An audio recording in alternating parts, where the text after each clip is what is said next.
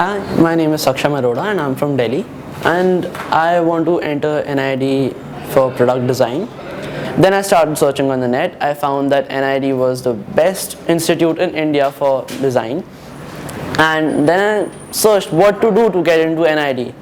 Finally, I ended up on this site of BRDS, the coaching institute, and I thought of joining it because it was better than the others according to the selection rates.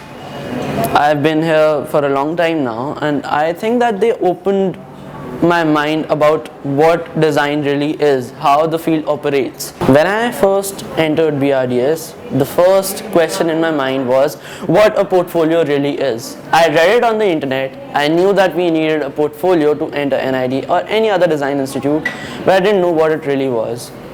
My doubts were cleared by the people at BRDS.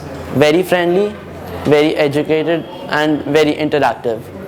They don't hold back and they give you knowledge, what you need. They clear your doubts. That's the best part. Other than that, I didn't really know about what perspective was. When I entered, I just was introduced to this term, and then I got to know, and now I can say that I really mastered it.